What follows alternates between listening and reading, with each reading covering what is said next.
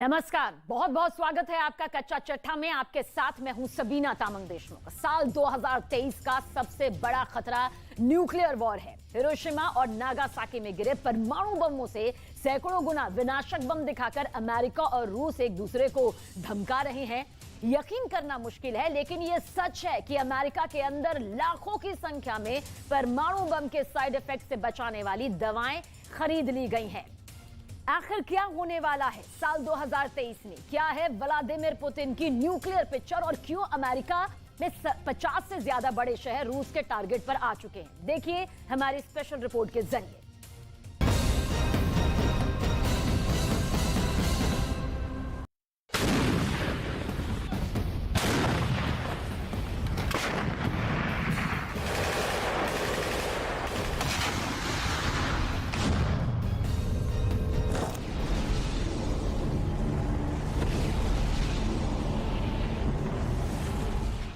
क्या हुआ अगर परमाणु बटन दबा और न्यूक्लियर हमला हुआ? पुतिन के टारगेट पर दुनिया के कौन कौन से शहर होंगे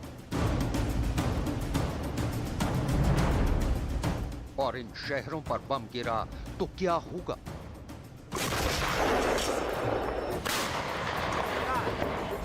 New York, Paris, Washington DC, London, Berlin, Chicago, California, Los Angeles.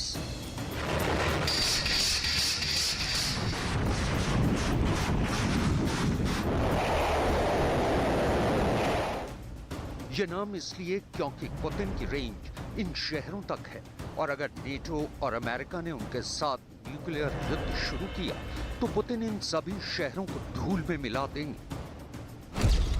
Putin का गुस्सा जलाकर राख कर देगा। ये बात बाइडेन भी जानते हैं, मैक्रोन भी जानते हैं, ऋषि सुनक भी जानते हैं और ओलाफ शॉल्स भी जानते हैं।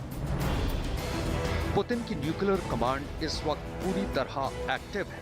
वो अपने तमाम खतरनाक न्यूक्लियर हथियारों और उनके डिलीवरी सिस्टम को पूरी तरह परख चुके हैं। अमेरिका की सीक्रेट एजेंसी ने अपने उन ठिकानों की लिस्टिंग कर ली है जो पुतिन के न्यूक्लियर फोर्स के टारगेट बन सकते हैं। इनमें सबसे हाई प्रायोरिटी पर मिनटमैन लगे अमेरिका का Malmstrom air force base, Minot air force base, F E Warren air force base. इसके अलावा Jim Creek naval radio station, America का स्ट्रेटेजिक मिसाइल परिसर STRATCOM air force base, Pentagon, Whiteman air force base, NORAD, Peterson air force base, Kirtland वायुसेना base, Albuquerque, Barksdale, Kings Bay नौसैनिक अड्डा हैं।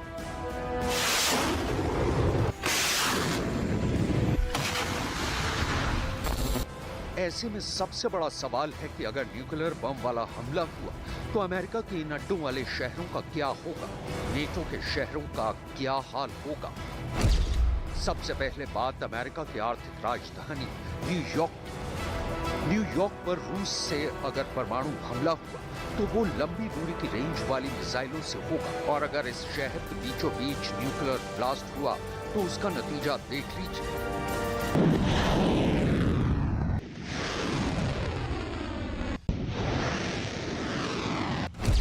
अगर हमला 500 किलो टन के न्यूक्लियर बम से हुआ, यानी ऐसा बम जो हिरोशिमा पर गिराए गए एटम बम से 30 गुना ताकतवर हो, तो क्या होगा? न्यूयॉर्क शहर के बीचों बीच इस धमाके से करीब करीब पूरा शहर खत्म हो जाएगा।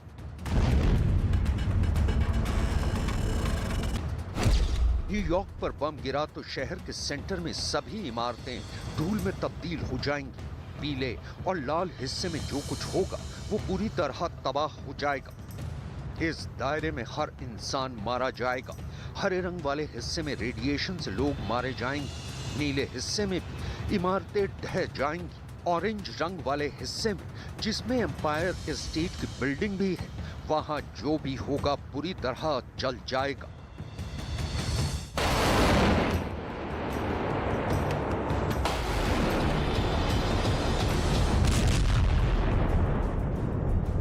ऐसे हमले में न्यूयॉर्क की पहचान यहाँ की स्काईलाइन, जिसमें ट्रंप टावर भी होगा, और वो तमाम बिल्डिंग होंगी जो हम हॉलीवुड मूवीज में देखते आए हैं, सभी जमी दोज हो जाएंगी। इस हमले में 7 लाख से ज्यादा लोगों की मौत होगी, 11 लाख से ज्यादा लोग बुरी तरह जख्मी हो जाएंगे। पुतिन के पास ऐसी कौन कौन सी मिसाइल हैं जो न्यूयॉर्क तक पहुंच सकती हैं, आपको आगे बताएंगे। पहले देखिए परमाणु हमले में लंदन का क्या हाल होगा। लंदन के सेंटर में बम गिरने से 3 किलोमीटर बड़ा आग का गोला सब कुछ जलाकर राख कर देगा। रूस ने अगर लंदन पर मिसाइल दागी तो दावा किया गया है कि यह सिर्फ 3 मिनट के अंदर लंदन को दुनिया के नक्शे से मिटा देगी।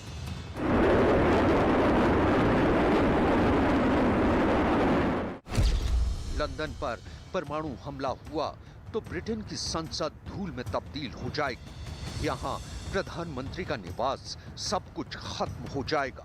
बकिंघम पैलेस से लेकर लंदन का ऐतिहासिक पुल सब ढह जाएंगे। इस हमले में 4 लाख से ज्यादा लोग फौरन मारे जाएंगे, जबकि 9 लाख की आबादी बुरी तरह जख्मी हो जाएगी। यानी उनके शरीर पर तीसरी डिग्री के जलने वाले जख्म होंगे। इनमें से भी ज्यादातर लोगों की कुछ देर बाद मौत हो जाएगी। पुतिन ने फरवरी में युद्ध की शुरुआत के बाद ही फौरन वार्निंग देते हुए अपना परमाणु तहखाना खोल दिया था। सवाल है कि क्या पुतिन अपनी सबसे खतरनाक मिसाइलों को लॉन्च करेंगे? ये वो मिसाइल हैं जो इस वक्त पूरी तरह एक्टिव हैं।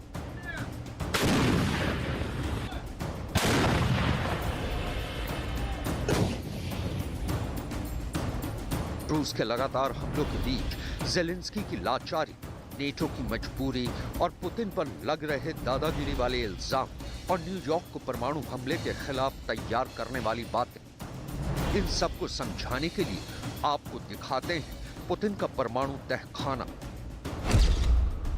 जिसमें मोबाइल लॉन्चर वाली इस्कंदर मिसाइल है। इसकी रेंज 500 किलोमीटर है।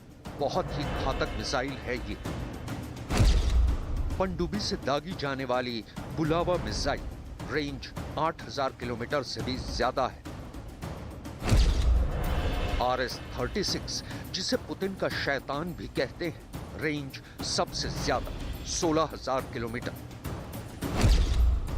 RS-28 सरमर, इसकी रेंज 10,000 किलोमीटर से भी ज्यादा है। लेकिन इनसे भी खतरनाक और पुतिन की सबसे बड़ी गेम चेंजर मिसाइल RS-24, जंगल में छुपते हुए आगे बढ़ता हुआ यह ट्रक ही इसका लॉन्चर है।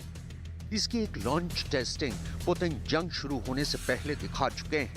यूक्रेन युद्ध के दौरान इसका असली प्रैक्टिकल भी देखने को मिल सकता है।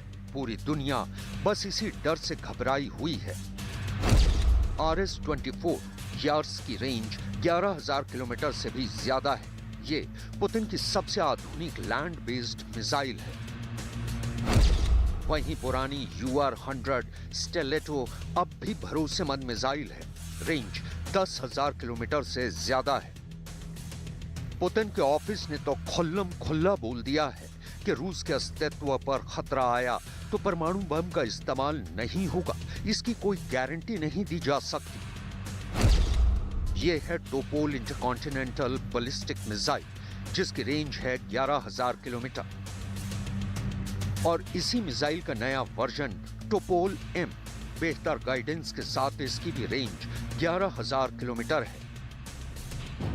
अब सवाल है, ये टोपोल कहां तैनात है?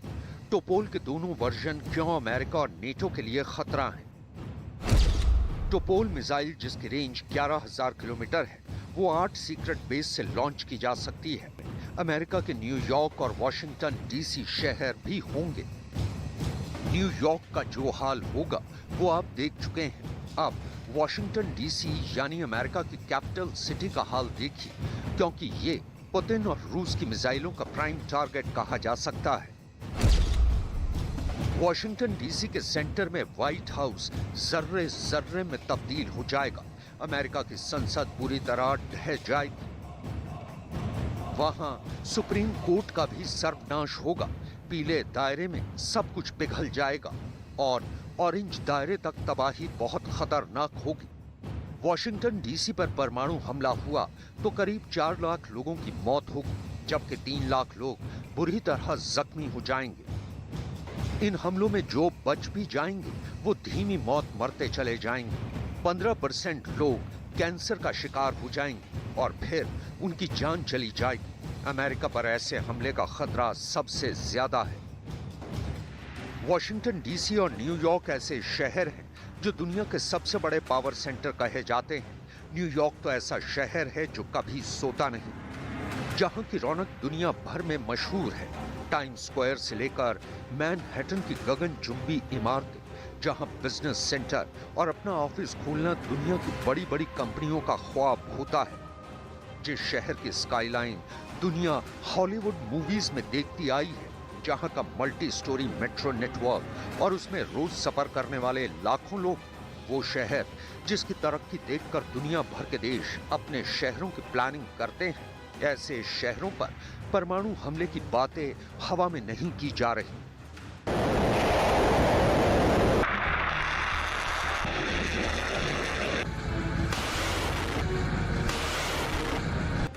अमेरिका से लेकर यूरोप और एशिया तक दुनिया की तमाम मीडिया इसी सवाल को लेकर लेख छाप रही है। एक्सपर्ट अपने कमेंट दे रहे हैं। ये बताता है कि दुनिया पर न्यूक्लियर हमले के खतरे को कितनी संजीदगी से लिया जा रहा है।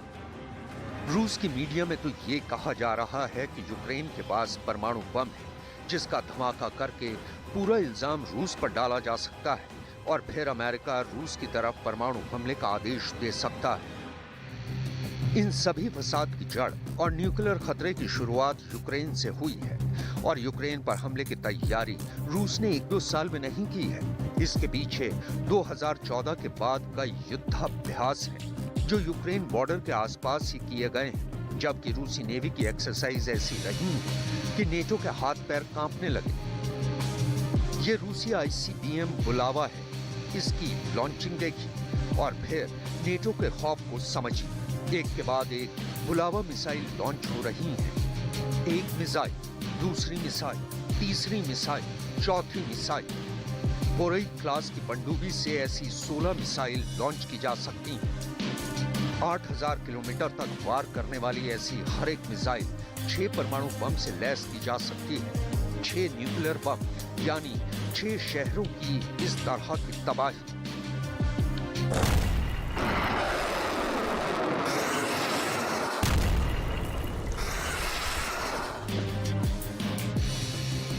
अगर टारगेट अमेरिका है तो अमेरिका के ऐसे 3 दुश्मन हैं जो उस पर परमाणु हमला करने की ताकत रखते हैं। पहला है रूस, जिसकी मिसाइल पूरे अमेरिका को कवर करती हैं।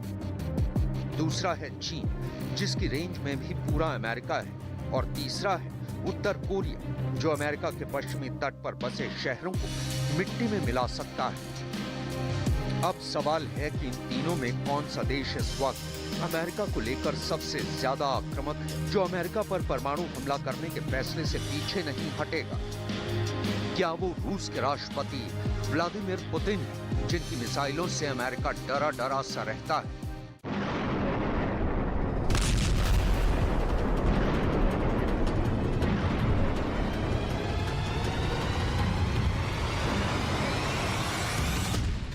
क्या वो चीन के राष्ट्रपति शी जिनपिंग हैं, जिनकी खामोशी ही अमेरिका से लेकर ताइवान और जापान को डराने के लिए काफी होती है? या फिर उत्तर कोरिया की supreme leader Kim Jong Un के ऑर्डर पर अमेरिका पर न्यूक्लियर अटैक हो सकता है? किम जोंग उन ने अपनी मिसाइल लगातार दिखाई है।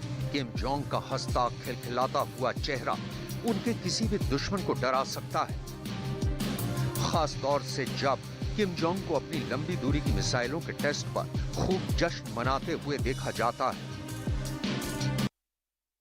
सर्दियों में यूक्रेन का जो हाल व्लादिमीर पुतिन ने किया है, अब यूक्रेन में मिसाइल हमले की भी जरूरत नहीं है। बर्फी यूक्रेन के लिए जानलेवा मिसाइल बन चुकी है, लेकिन अब व्लादिमीर पुतिन के आगे का प्लान भी तैयार यहां पर होकर सामने आ रहा है। यूक्रेन में ठंड के बाद वसंत आना है और ये वसंत सर्दियों से भी जानलेवा साबित हो सकती है। क्या है पुतिन का जनवरी, फरवरी और मार्च का ये पूरा वॉर प्लान, इस स्पेशल रिपोर्ट के जरिए जरूर देखिए।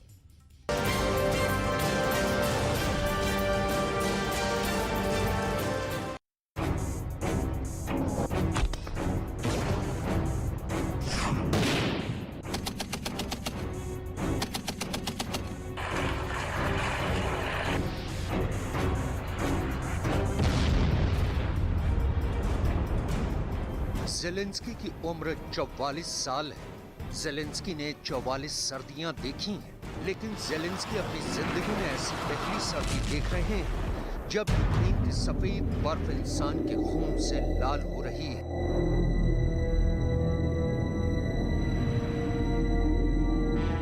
तापमान तो मॉस्को के अंदर भी माइनस के नीचे जा चुका है, लेकिन पुतिन के पास ताकत की गर्मी है।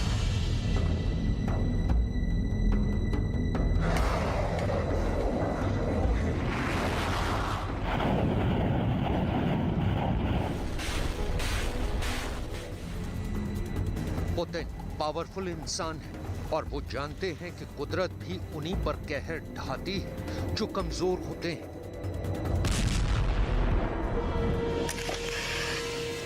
जैसा इस वक्त यूक्रेन का हाल है, लेकिन इस महाभयंकर विकट कष्टदायक बर्फीली सर्दियों के बीच यूक्रेन के सैनिकों का खून उबाल मार रहा है। जेलेंस्की के लड़ाके अपनी जमीन के एक एक इंच की हिफाजत के लिए अपने खून का कतरा कतरा बहा रहे हैं।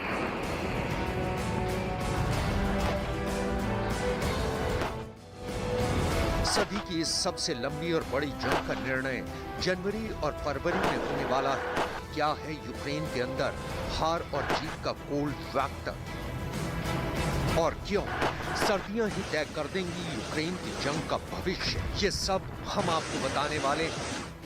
ये सर्दियां यूक्रेन और रूस दोनों के लिए निर्णायक है। जनवरी और फरवरी की भीषण ठंड रूस की फौजों के लिए काल साबित होने वाली है। रूस के कई इलाकों में -8 डिग्री तक ठंड पड़ रही है। ऐसे में सैनिकों के लिए जंग लड़ने से ज्यादा जिंदा रहना जरूरी हो गया है। यूक्रेन की बर्फ ने रूस की सेनाओं के भारी तोपखानों को जाम कर दिया है। रूस के टैंकों के पहिए बर्फीले रेगिस्तानों में बुरी तरह से फंस चुके हैं। जगह जगह मौजूद बर्फ का दलदल रूस की सेना की रफ्तार भी धीमी कर चुका है। पुतिन को भी अंदाजा है कि उनकी फौज यूक्रेन के सफेद रेगिस्तान में फंसी हुई है। यूक्रेन के सबसे बड़े general, chief of general staff Serhiy Shaptala को जंग का माहिर खिलाड़ी माना जाता है। जेलेंस्की के मिस्टर भरोसेमंद माने जाने वाले शापताला ने जेलेंस्की को ये प्लान बताया है कि रूस की फौज आगे भले ही बढ़ रही है, लेकिन बर्फ आखिरकार रूस की फौज के लिए काल साबित होगी, और ठीक वैसा ही साबित भी हुआ है। इसका पूरा फायदा उठाते हुए यूक्रेन के सैनिक खंदक बंकरों में जाकर दुबक गए हैं। मौका पड़ने पर सूचना का लाभ उठाते हुए यूक्रेन के सैनिक ड्रोन की मदद से रूस के सैनिकों का काम तमाम कर रहे हैं। यूक्रेन के इतने बर्फीले हालातों में जनवरी और फरवरी के दौरान जब औसतन तापमान 6 डिग्री तक गिर जाएगा, तब रूस के सैनिकों के लिए लुहांस्क और डोनेत्स्क में भी अपनी सैनिक पोस्ट की सुरक्षा कर पाना बहुत मुश्किल हो जाएगा। लेकिन इन हालातों के लिए भी जेलेंस्की यूक्रेन को तैयार कर रहे हैं।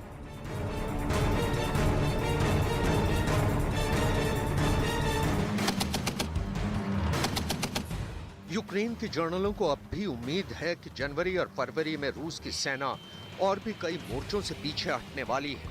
ठंड के महीने को ध्यान में रखकर ही यूक्रेन के आर्मी जर्नलों ने 28 अगस्त 2022 से रूस की फौज के खिलाफ बड़े हमले शुरू किए थे।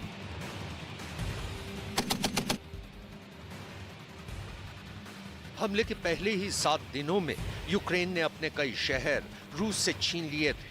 यूक्रेन के ताबड़तोड़ अटैक ने रूस के सैनिकों को अपने सैन्य ठिकानों से पीछे हटने को मजबूर कर दिया।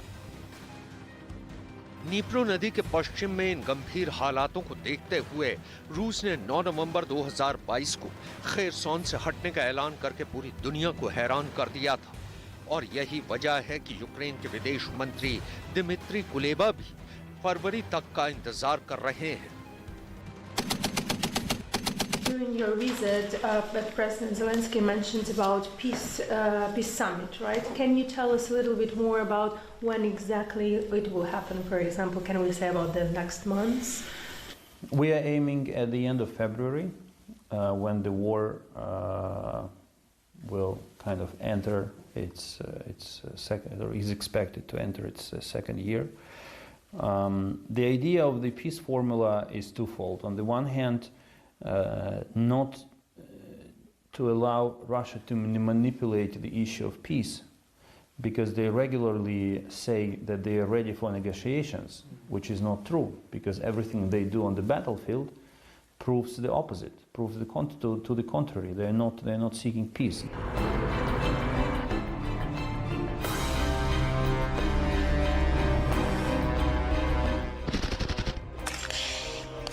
दरअसल पुतिन की चालें ही खतरनाक होती हैं कि रूस की फौज का काम बेहद आसान हो जाता है। रूस की फौज के पास दूसरे विश्व युद्ध में जंग लड़ने का जबरदस्त अनुभव है। उन्हें पता है कि भीषण ठंड में जंग कैसे लड़नी है और खाली किए गए इलाकों को किस तरह से दोबारा हासिल करना है।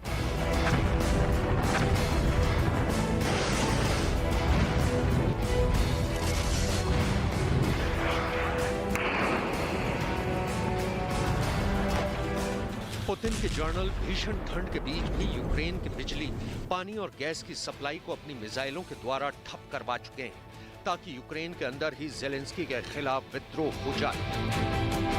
पुतिन ने इसके अलावा भी सर्दियों में ज़ेलेंस्की की आर्मी की घातक कमजोरियों को पकड़ लिया है। पुतिन ने यूक्रेन के हाई मार्स मिसाइल का तोड़ निकाल लिया है। रूस को ये पता चल गया है कि हाई मार्स -20 डिग्री तापमान में काम करना बंद कर देता है, यानी ठंड बढ़ी तो हाई मार्स रॉकेट सिस्टम पूरी तरह जाम हो जाएगा। -20 डिग्री मतलब ऐसी ठंड जब मशीन तक जम जाती है। ये हाई मार्स का पासवर्ड हैक करने जैसा है। और पुतिन ने ऐसा करके ज़ेलेंस्की को बहुत बड़ी टेंशन में डाल दिया है। इसका मतलब ये है कि ठंड बढ़ते बढ़ते हाई मार्स एक सिटिंग डक बनकर रह जाएगा। अंग्रेजी में ये टर्म ऐसे टारगेट के लिए इस्तेमाल की जाती है जिसका शिकार बहुत आसानी से किया जा सकता है। रूस ने हाई मार्स के रॉकेट को भी जांचा परखा। उसके रॉकेट के हिस्से रूस के लैब में भेजे गए और उससे बहुत चौंकाने वाली बातें पता चली। हाई मार्स का रॉकेट माइनस तापमान के बाद दिक्कत करना शुरू कर देता है और रिपोर्ट है कि -15 से 20 डिग्री पर यह रॉकेट काम ही नहीं करता। इसलिए ज़ेलेंस्की को फिक्र इस बात की है कि जब तापमान -20 डिग्री होगा तो हाई मार्स का इस्तेमाल कैसे करेंगे। यूक्रेन के कई हिस्सों में सर्दी के दौरान तापमान -25 से 30 डिग्री तक चला जाता है और यही वो वक्त होगा जिसका पुतिन को इंतजार है। ऐसे में ये रूस के जवाबी हमलों का टारगेट बन सकता है। इसलिए हाई मार्स के लिए आने वाली कड़ाके की सर्दी में छुपना भी आसान नहीं होगा।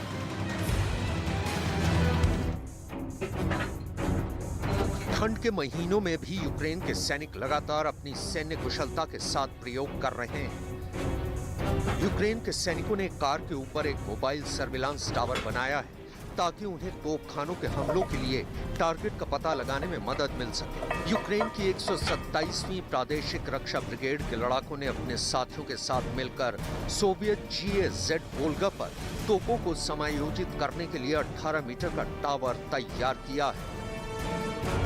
Мы не видели, только слышали о том, что в Соединенных Штатах Америки, в штате Техас и вообще в целом штатах, которые граничат с Мексикой, иногда используют подобного рода штуки.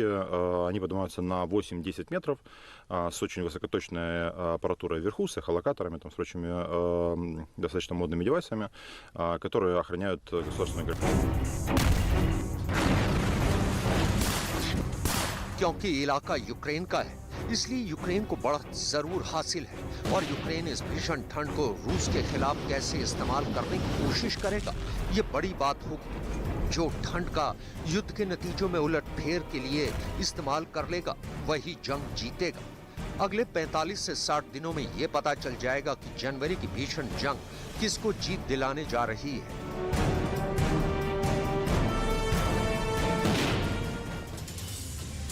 रूस और यूक्रेन की महाजंग में, महायुद्ध में एक तीसरे देश ने एंट्री यहां पर करने जा रही है और नाम है उस देश का बेलारूस। रूस से हासिल परमाणु मिसाइल इस्कंदर को बेलारूस ने यूक्रेन को टारगेट कर तैनात कर दिया है। व्लादिमीर पुतिन एक नहीं 4 दिशाओं से यूक्रेन को घेर रहे हैं। आखिर पुतिन ने यूक्रेन की परमाणु घेराबंदी का क्या कुछ ये पूरा प्लान बनाया है, देखिए हमारी स्पेशल रिपोर्ट के जरिए।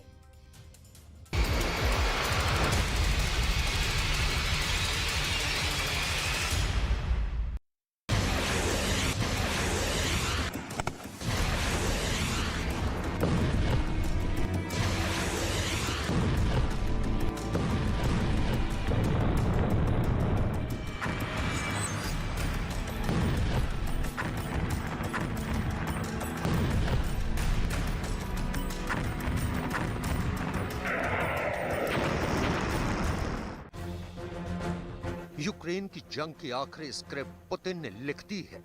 पुतिन ने यूक्रेन की जंग में आखिरी हमले के लिए अपने सबसे भरोसेमंद चेहरे को चुन लिया है।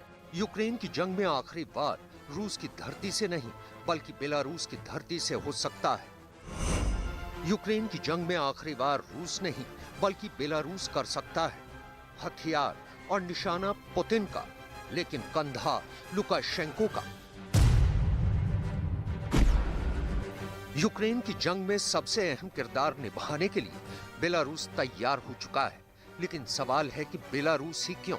तो पहले जरा रूस और बेलारूस के संबंधों को जान लीजिए, उनके हुक्मरानों की दोस्ती को समझ लीजिए। बेलारूस यानी रूस का सबसे भरोसेमंद सहयोगी और पड़ोसी देश, जिस पर पुतिन आंख बंद कर भरोसा करते हैं। बेलारूस के राष्ट्रपति अलेक्जेंडर लुकाशेंको को पुतिन का सबसे बड़ा विश्वास पात्र कहा जाता है। पुतिन और लुकाशेंको के बीच दोस्ती ऐसी है कि पुतिन ने बेलारूस को रूस में मिलाने की जिद छोड़ दी और बेलारूस के हाथों में सौंप दी अपनी वो परमाणु बम ले जाने वाली इस्कंदर मिसाइल, जिससे नेटो भी खौफ खाता है।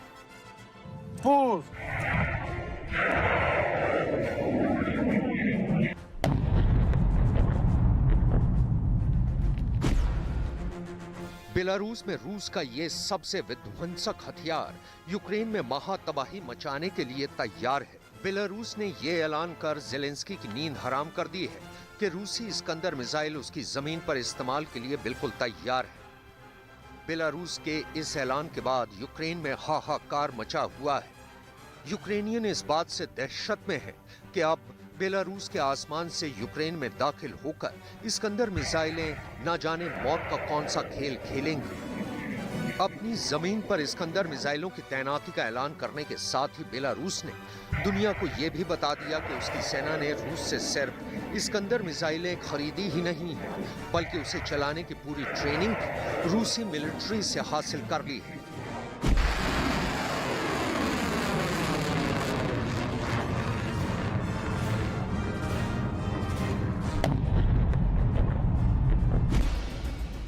यूक्रेन के लिए इससे भी ज्यादा चिंता की बात यह है कि रूस और यूक्रेन के बीच युद्ध में अब बेलारूस की मुकम्मल एंट्री हो चुकी है, जिसका ऐलान खुद बेलारूस के रक्षा मंत्रालय ने किया है। बेलारूसी रक्षा मंत्रालय में आइडियोलॉजी के मुख्य निदेशालय के प्रमुख लियोनिद कालिंस्की ने कहा, आज इस्कंदर और S-400 सिस्टम वॉर ड्यूटी पर तैनात है और ये दोनों हथियार अपने वांछित टारगेट को निशाना बनाने के लिए पूरी तरह से तैयार हैं।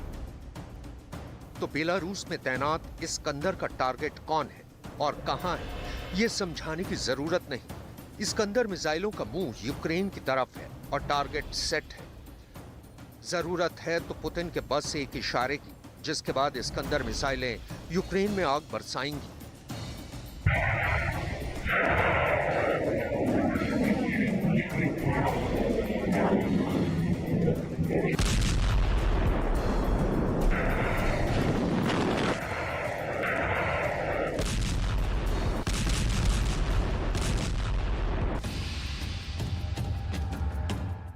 बेलारूस के हाथों उसकी जमीन पर इस्कंदर का लॉन्च पैड बनवाकर पुतिन ने एक तीर से दो निशाने साधे हैं।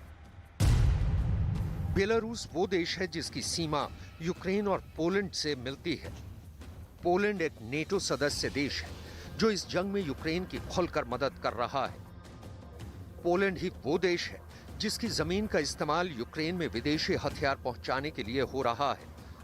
अमेरिका, ब्रिटेन, जर्मनी और फ्रांस समेत सभी नेटो देश पोलैंड के रास्ते ही यूक्रेन को हथियारों की सप्लाई कर रहे हैं, जिसके बूते ज़ेलेंस्की ने पुतिन को बातचीत की टेबल पर आने के लिए मजबूर कर दिया है। रूस ने अब से 6 महीने पहले जून में बेलारूस को इस्कंदर मिसाइल और S-400 सिस्टम देने का ऐलान किया था। पुतिन ने सेंट पीटर्सबर्ग में बेलारूस के राष्ट्रपति लुकाशेंको से मुलाकात के दौरान अपने इन दो सबसे पावरफुल वेपन्स देने की हामी भरी थी। पुतिन ने तभी बता दिया था कि वो बेलारूस को इस्कंदर का न्यूक्लियर वॉरहेड कैपेबल वर्जन देंगे। पुतिन ने अपने दोस्त से किया वादा निभाया और आज बेलारूस के पास परमाणु हमला करने वाली बाहुबली मिसाइल मौजूद है।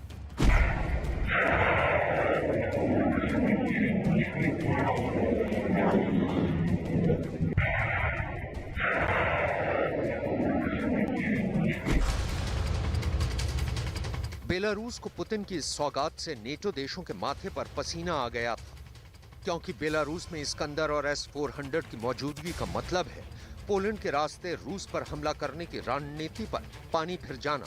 और अगर कभी नेटो के साथ रूस का युद्ध हुआ तो पोलैंड की धरती नेटो सेना का बेस कैंप नहीं बनाया जा सकता, क्योंकि ये सीधे सीधे पुतिन की मिसाइलों के निशाने पर होगा। इसलिए पुतिन ने बहुत सोच समझकर बेलारूस को अपने दो सबसे ताकतवर हथियार सौंप दिए।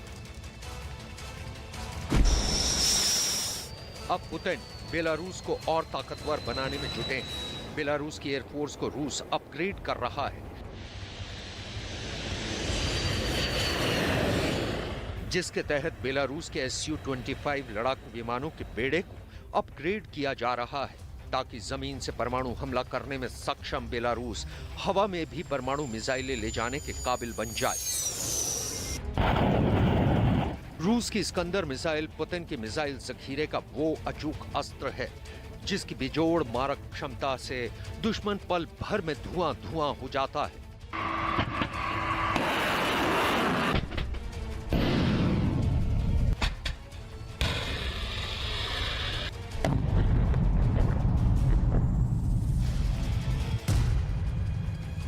इस्कंदर मिसाइल को रूसी सेना में 2006 में शामिल किया गया था।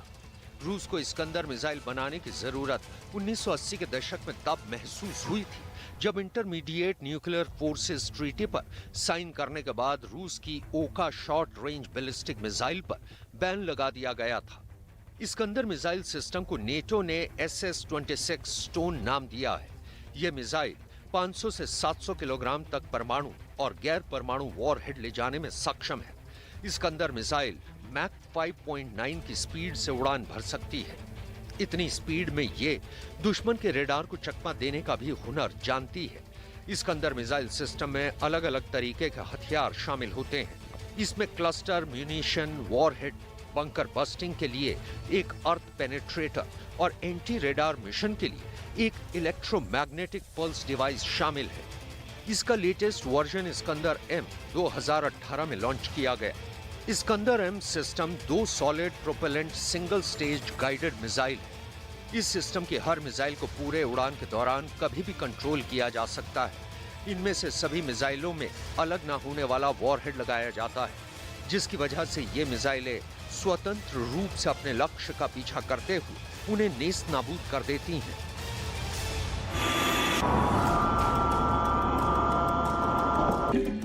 इस्कंदर मिसाइल की इन्हीं खतरनाक खूबियों को देखते हुए बेलारूस के अलावा आर्मीनिया और अल्जीरिया ने भी इसे अपनी अपनी सेना में कमीशन किया है। इस तरह से इस्कंदर मिसाइल रूस समेत कुल 4 देशों की सेना में शामिल हो चुकी है। रूस की इस खतरनाक मिसाइल का इस्तेमाल कई जंग में हो चुका है। रूस जॉर्जिया युद्ध, सीरिया सिविल वॉर और नोगोर्नो कारबाख युद्ध में इस्कंदर अपनी विनाशकारी ताकत का ट्रेलर दिखा चुकी है। जबकि यूक्रेन में रूस ने इस्कंदर का इतना इस्तेमाल किया कि इसका स्टॉक ही खत्म हो गया, जिसके बाद रूस ने ईरान से सैकड़ों बैलिस्टिक मिसाइलों के आयात का ऑर्डर दिया। रूस ने जब यूक्रेन पर फरवरी में हमला बोला था, तब जंग में पुतिन का इरादा इस्कंदर मिसाइल के इस्तेमाल करने का बिल्कुल नहीं था। रूसी मिलिट्री अफसरों ने पुतिन को भरोसा दिलाया था कि वो हफ्ते भर में कीव पर कब्जा कर लेंगे, लेकिन जब लड़ाई 2 महीने तक खिंच गई, तब पुतिन ने अपने मिसाइलों के जखीरे से इस्कंदर निकालने का आदेश दिया। रूस ने इस्कंदर का सबसे ज्यादा इस्तेमाल मारियोपोल में किया, जिसके बाद हंसता खेलता ये शहर कंक्रीट का कब्रिस्तान बन गया।